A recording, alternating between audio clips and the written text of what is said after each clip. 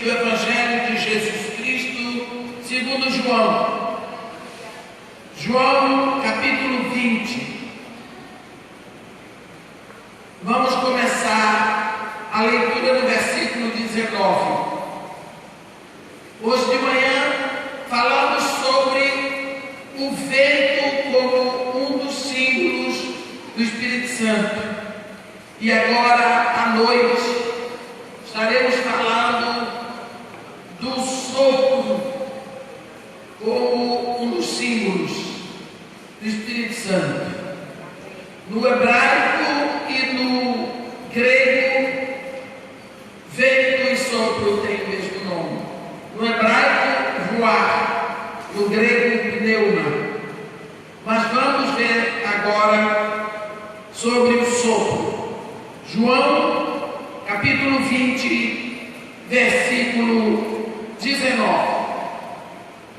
onde está escrito assim: ao cair da tarde daquele dia, o primeiro da semana, trancadas as portas da casa onde estavam os discípulos, com medo dos judeus, veio Jesus, pôs-se no meio e disse: paz seja convosco. E dizendo isto, lhes mostrou as mãos e o lado. Alegraram-se, portanto, os discípulos ao verem o Senhor. Disse-lhes, pois, Jesus outra vez: paz seja convosco. Assim como o Pai me enviou, eu também vos envio. E havendo dito isto, soprou sobre eles e disse-lhes: recebei o Espírito Santo. Se de alguns perdoardes os pecados, são-lhes perdoados. Se lhes retiverdes, são retidos. Amém. Gostaria de chamar a atenção no versículo 22. E havendo dito isto, soprou sobre eles e disse-lhes: recebei o Espírito Santo. Hoje de manhã explicamos essa cena. Os discípulos de portas trancadas. Jesus Cristo não abriu a porta, não arrombou, não caiu do teto e não fugiu do chão. Simplesmente apareceu. E quando apareceu, ele disse: Shalom, paz seja convosco. Você pode imaginar o susto, a emoção, a perplexidade daqueles discípulos. E ele mostrou as mãos e mostrou os lados, para provar que as mãos que foram varadas lá na cruz, daqui o meu lado que foi varado pela lança do soldado romano, está aqui. E como eles continuassem ainda perplexos, Jesus de novo: Shalom, paz seja convosco. E dizendo isto, ele soprou, mas não sem antes dizer: assim como o Pai me enviou, eu vos envio. Se nós olharmos como foi que o Pai enviou Jesus, Jesus Cristo veio para ser a imagem visível do Deus invisível. A ponto dele dizer para Filipe: Filipe, quem vê a mim, vê o Pai. Então hoje, se alguém olha para você, tem que ver Jesus. Os discípulos estavam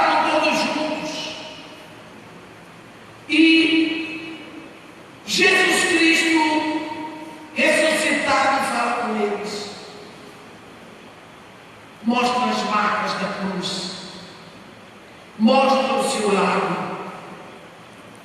E ele faz algo muito estranho, mas muito estranho, algo que Jesus Cristo não tinha feito. 3 anos e meio com os discípulos. Não me parece que esse fosse o hábito judaico, soprar sobre os outros. E ele simplesmente sopra sobre os discípulos.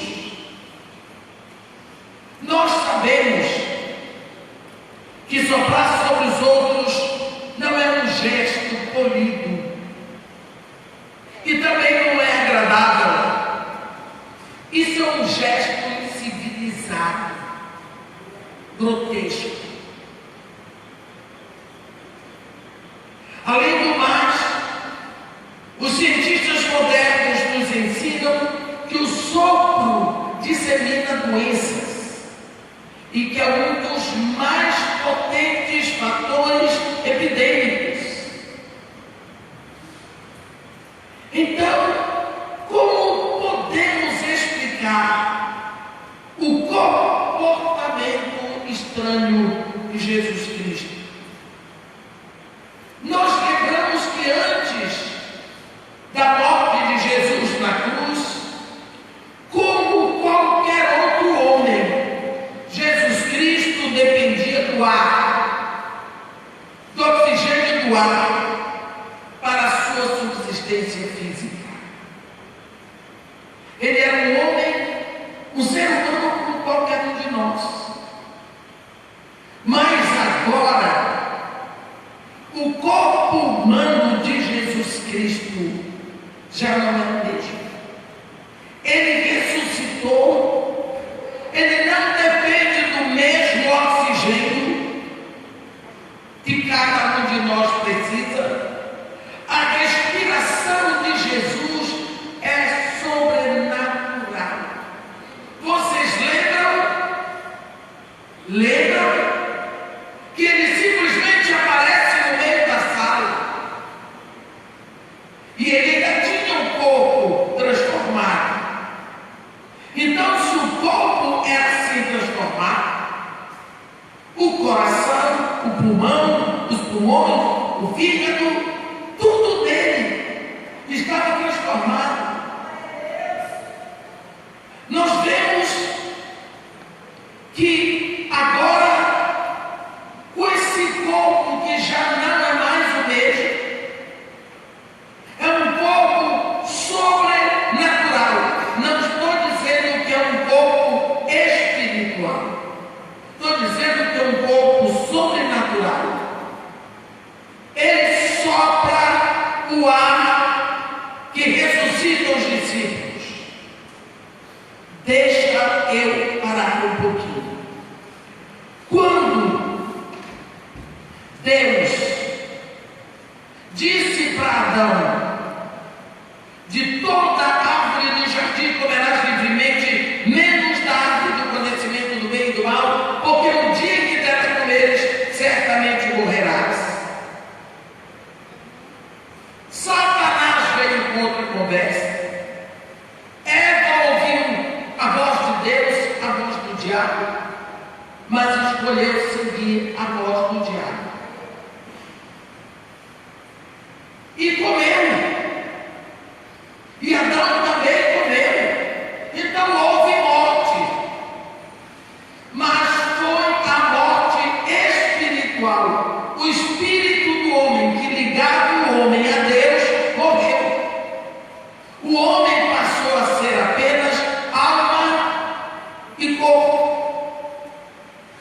Continuou pensando, sentindo, agindo, tudo, mas não tinha um espírito vivo. A Bíblia diz que esse espírito morreu. Era o espírito que conectava o homem a Deus. Ele morreu. Mas a Bíblia não diz que ele desapareceu. Ele morreu. Desde Adão, todo ser humano que nasceu aqui carregava o defunto espiritual.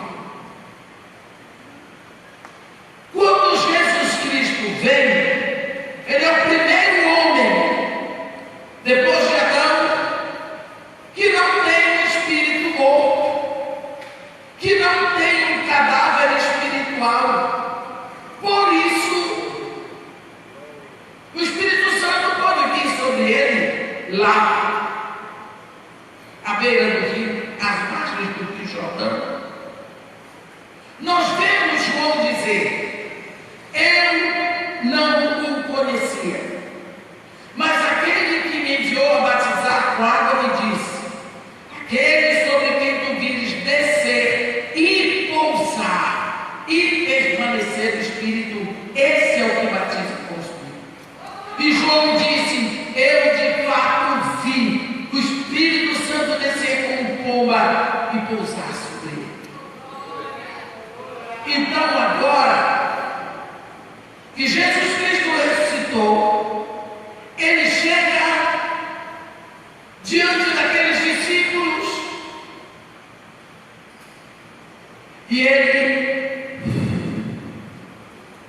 e quando ele sopra, aqueles espíritos mortos recebem a vida e eles ficam completos e eles ficam prontos, tanto que no dia de Pentecostes, quando o Espírito Santo vem, ele pousa sobre eles. Por quê? Porque o Espírito já estava vivo. Porque na hora em que Jesus dá o sopro trouxe a vida. Trouxe a vida espiritual para aqueles discípulos. Esse sopro que Jesus aqui sopra sobre eles é um sopro que não seria o mesmo se ele soprasse antes. Porque esse sopro vem de pulmões sobrenaturais. Assim como o Pai entregou o Espírito ao Pai, agora ele entrega a ressurreição aos discípulos. Você entendeu? A última coisa que Jesus fez na cruz foi dizer: Pai, nas tuas mãos eu entrego o meu Espírito. Agora que ele ressuscitou, vem e ele ressuscita espiritualmente os discípulos. Ele entrega a vida espiritual, ele entrega a ressurreição espiritual aos discípulos. Quantas vezes as pessoas têm dificuldade para entender isso? Olha, Deus criou todas as coisas, sim. Deus é o único que é Jeová Elohim, o Deus que tem todo o poder da criação. Mas todos nós somos filhos de Deus. Um médico me disse isso. Eu sou filho de Deus. Todos nós somos filhos de Deus, porque foi Deus que nos criou. Se olha, Deus também criou o macaco. Deus também criou a onça. Todos são criaturas de Deus.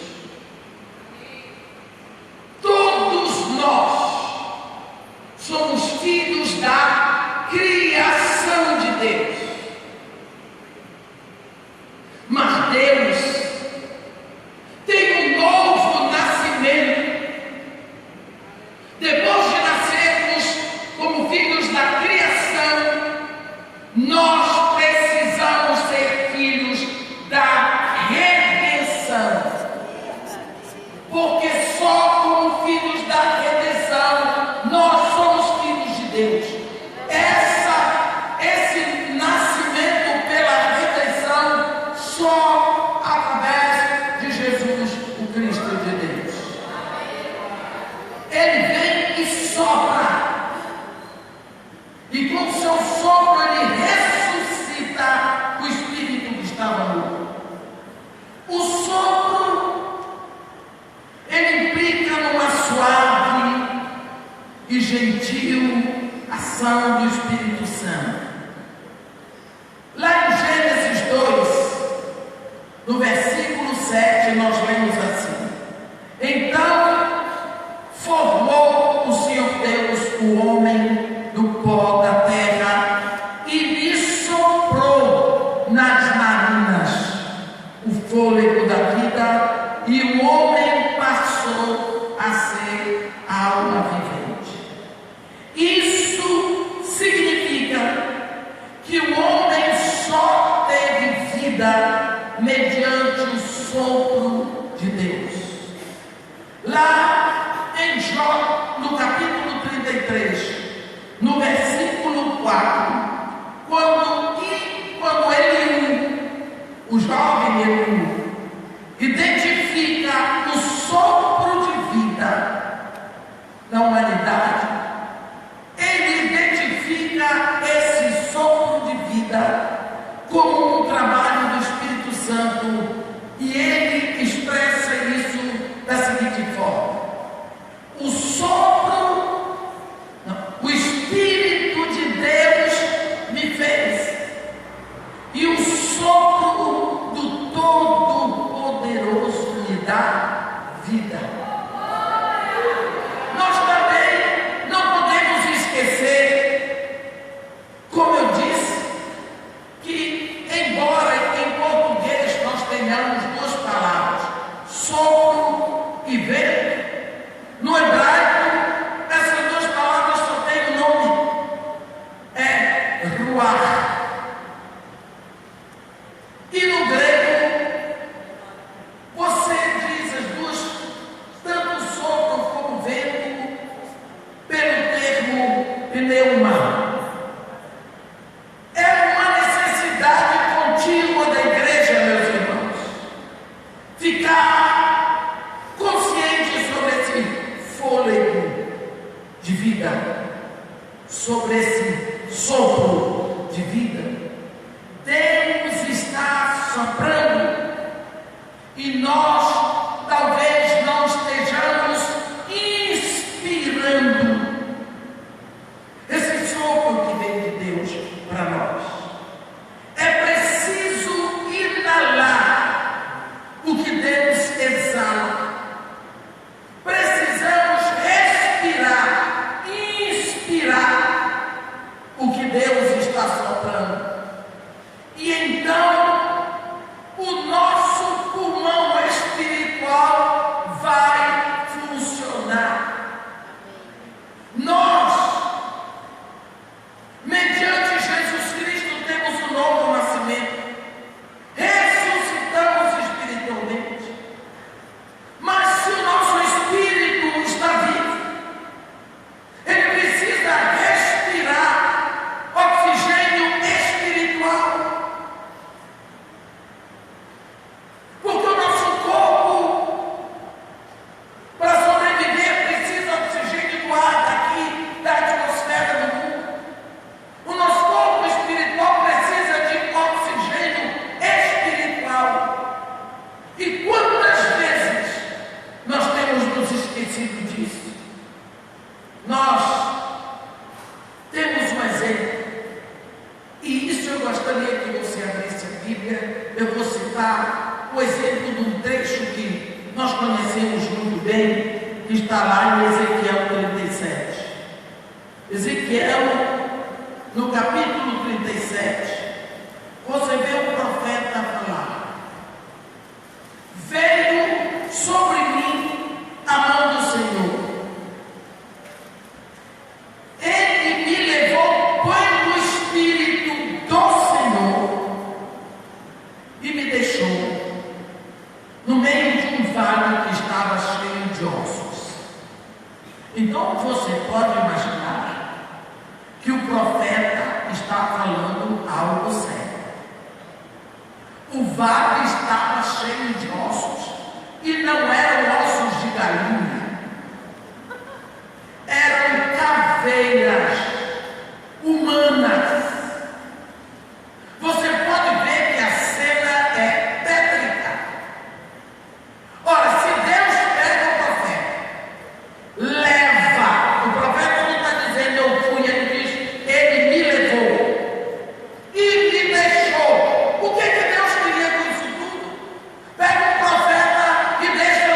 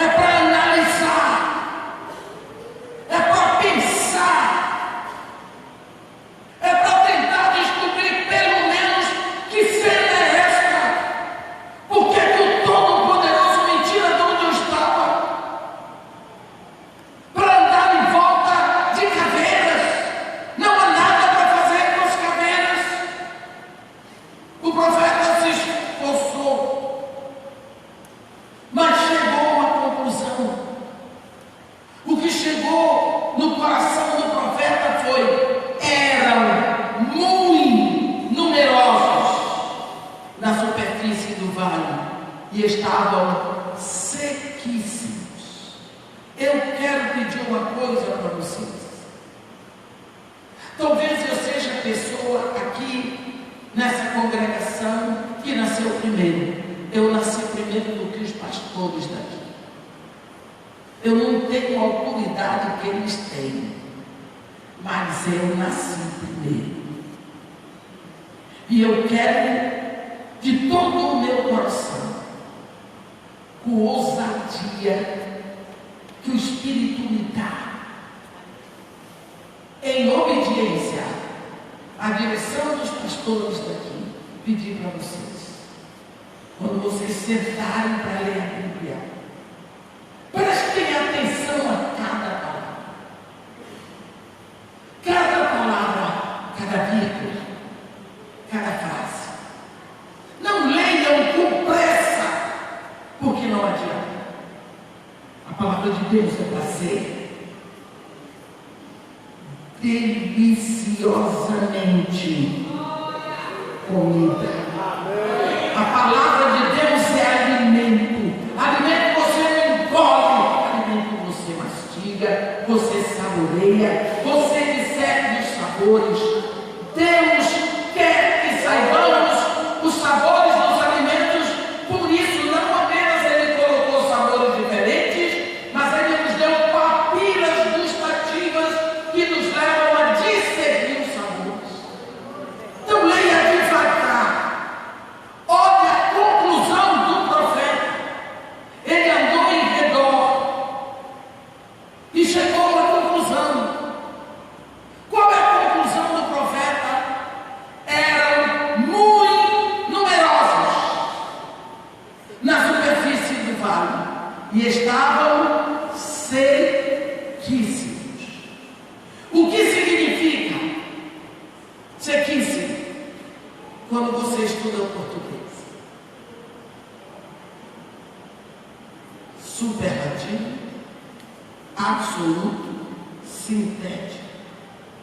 Quando o português leva o adjetivo para o absoluto sintético, significa não tem jeito, acabou, chegou ao ponto mais alto. Ele não disse estavam muito secos, ele diz sequíssimos. Porque se ele dissesse muito seco, seria um analítico, ainda tinha um degrau para sair. Quer dizer, aqui o profeta disse: já era, não tem mais jeito. Como Marta disse para Jesus: mestre, já cheira mal, é de 4 dias, não abre. A cova, o túmulo, o buraco lá na pedra, porque não tem mais jeito, encerrou. O profeta pensou isso, igual você e a mim, quando nós olhamos as crianças na rua cheirando cola. Não tem jeito, princesa. Sair daqui a pouco está preso, vai para a cadeia, e vai para a cadeia para ficar